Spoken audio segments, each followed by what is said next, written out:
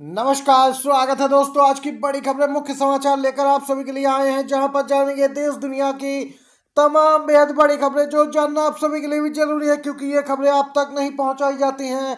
और दोस्तों, चैनल पर नए हैं तो एक रिक्वेस्ट है, सब्सक्राइब कीजिएगा चैनल को, जिससे कि आगे भी बड़ी खबरें आप तक पहुंचती रहे। सबसे पहले और बड़ी खबर जानते हैं जो कि निकल के आ रही है। दिल्ली में रेलवे स्टेशन पर मची भगदड़ में यहाँ पर दोस्तों कई खुलासे हो रहे हैं। रेल मंत्री मौत के आंकड़े छिपाने में लगे थे।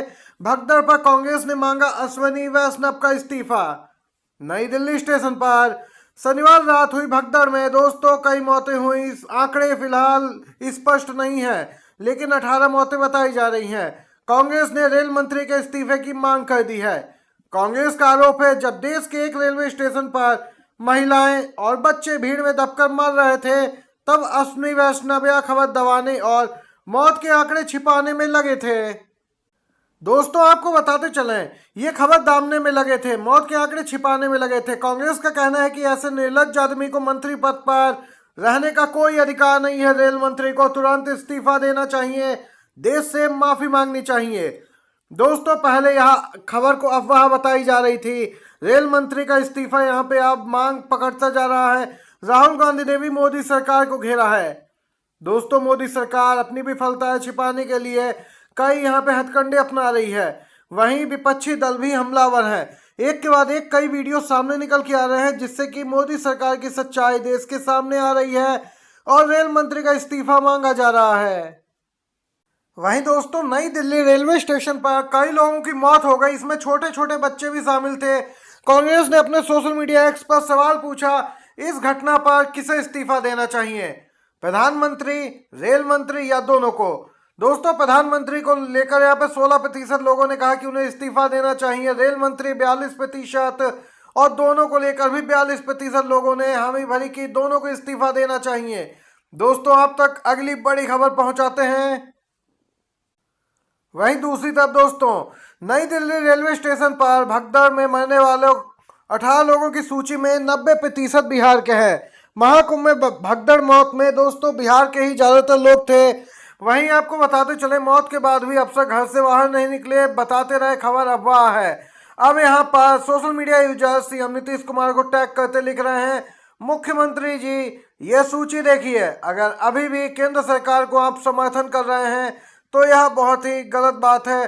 क्या आपकी अंतरात्मा मर चुकी है? इस प्रकार के सवाल भी सोशल मीडिया यूजर्स पूछ रहे हैं।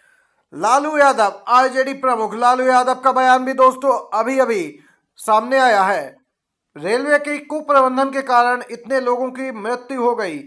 दोस्तों, अगली बड़ी खबर की ओर बढ़ते हैं, जो कि ताजा अपडेट आ रही है सुप्रीम कोर्ट से। मुख्य चुनाव आयुक्त और चुनाव आयुक्तों की नियुक्ति में निष्पक्षता को लेकर सुप्रीम कोर्ट में नई याचिका दायर।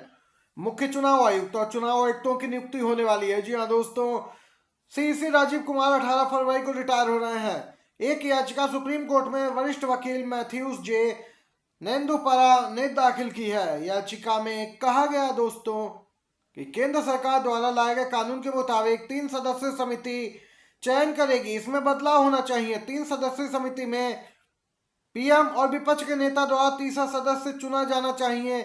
यहाँ पर दोस्तों सरकार के वैसे भी 2 वोट होते हैं, तो यहाँ पर पारदर्शिता की बात ही कहाँ रहती है। नेता विपक्ष की कोई भूमिका नहीं रह जाती। मांग की गई कि ऐसे में अदालत इस पहलू की समीक्षा करे। याचिका में दोस्तों यह भी कहा गया है कि सुप्रीम कोर्ट इस मामले में उचित आदेश जारी करे और आवेदक को पक्षकार के तौर पर मामले में शामिल करे। सुप्रीम कोर्ट एडीआर सहित दोस्तों एक अन्य याचिका दाखिल की गई है। मुख्य याचिका पर 19 फरवरी को सुनवाई होने वाली है। इसी के साथ अगली खबर की ओर चलते हैं। रेलवे की नाकामी, सरकार की असंवेदनशीलता, दिल्ली भगदड़ पर राहुल गांधी का बयान आ गया। दोस्तों, राहुल गांधी की प्रतिक्रिया आई। उन्होंने सोशल मीडिया प्लेटफॉर्म एक्स पर लिखा, भगदड़ मचने से कई लोगों की मृत्यु और कईयों के घायल होने की खबर अत्यंत दुखद और व्यथित करने वाली है। दोस्तों, उन्होंने घायलों के शीघ्र स्वस्थ होने की कामना की। उन्होंने कहा कि एक बार फिर रेलवे की नाकामी और सरकार की बदइंतजामी उजागर हुई है। सरकार की असंवेदनशीलता तो देखिए, प्रयागराज जा रहे श्रद्धालुओं की बड़ी संख्या को देखते हुए रेलवे स्टेशन पर बेहतर इंतजाम किए जाने की जरूरत थी। लेकिन यहाँ पर लापरवाही बरती गई, जिसके कारण कई लोगों को अपनी जान गंवानी पड़ी। दोस्तों यहाँ पर प्रियंका गांधी ने भी यहाँ पर सांत्वना व्यक्त की है। वहीं आपको बताते चलें, लगातार मोदी सरकार घिरती जा रही है और यहाँ पर रेल मंत्री पर इस्तीफे का दबाव है। दोस्तों अगली अपडेट की ओर बढ़ते हैं। वक्फ बिल पारित होने पर मुसलमान नीतीश और नायडू को धोखा देने के लिए माफ नहीं करेंगे, कहना है एआईएमआईएम प्रमुख ओवैसी का। जेपीसी की रिपोर्ट संसद के दोनों सदनों में पेश की गई।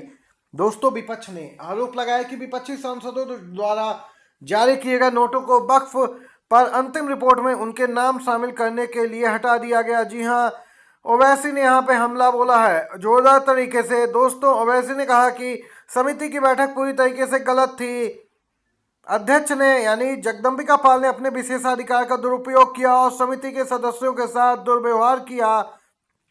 दोस्तों ओवैसी ने कहा कि टीडीपी और जेडीयू और लोक जनशक्ति पार्टी चिराग पासवान की पार्टी को पता होना चाहिए कि वे असंवैधानिक काम कर रहे हैं, क्योंकि इनके समर्थन से सरकार चल रही है। इस तरह अल्पसंख्यक मुसलमानों के हितों की रक्षा के नाम पर इनकी नीतियों का यहाँ पे मुखौटा उजागर हो गया है। अगर यह विधायक कानून बन गया तो मुसलमान इस विश्वासघात के लिए नीतीश कुमार, चंद्रबाबू नायडू और चिराग पासवान को कभी माफ नहीं करेंगे, ओवैसी का कहना है। दोस्तों लगातार टीडीपी जेडीयू पर दबाव बढ़ता जा रहा है।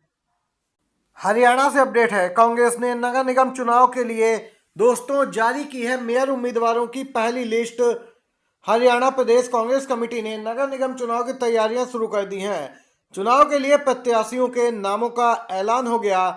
हरियाणा कांग्रेस ने मेयर पद, नगर परिषदों में चेयरमैन या अध्यक्ष पद के उम्मीदवारों के नामों की घोषणा की है। दोस्तों हरियाणा प्रदेश कांग्रेस कमेटी के अध्यक्ष उदय भान ने नगर निगम चुनाव के लिए प्रत्याशियों के नामों का ऐलान किया। उन्होंने मेयर चुनाव को लेकर एक आदेश भी जारी किया। इसके अलावा दोस्तों आपको बताते चलें, हरियाणा में कांग्रेस की तैयारी पूरी है। बीजेपी पहले ही लिस्ट जारी कर चुकी है। नगर निगम चुनाव को लेकर पहली लिस्ट में भाजपा ने अपने 9 उम्मीदवारों के नाम की घोषणा की है। दोस्तों ये यहाँ पर ताजा अपडेट निकल के आई है हरियाणा से। अगली खबर की ओर बढ़ते हैं। नई दिल्ली रेलवे स्टेशन पर भगदड़ के मामले में गृह मंत्री अमित शाह के आवास पर पहुंचे रेल मंत्री अश्विनी वैष्णव, क्या होगा इस्तीफा? जी हां दोस्तों, इस समय की ताजा बड़ी खबर आपको बताते चलें। अमित शाह से मिलने पहुंचे हैं रेल मंत्री अश्विनी वैष्णव। लगातार विपक्ष हमलावर है और अब यहां पर रेल मंत्री निशाने पर आ गए हैं। व्यवस्थाओं को लेकर लगातार सवाल उठ रहे थे। पहले से ही भीड़ को नियंत्रित करने का कोई प्लान नहीं था, कांग्रेस का कहना है, और इनके इस्तीफे की मांग अब जोर पकड़ती जा रही है। ये थी दोस्तों इस समय की तमाम अपडेट्स। खबरों को लेकर आप भी लिखिए अपनी राय, और वीडियो आपको अच्छा लगा हो तो एक लाइक एक शेयर जरूर कीजिएगा। बहुत बहुत धन्यवाद।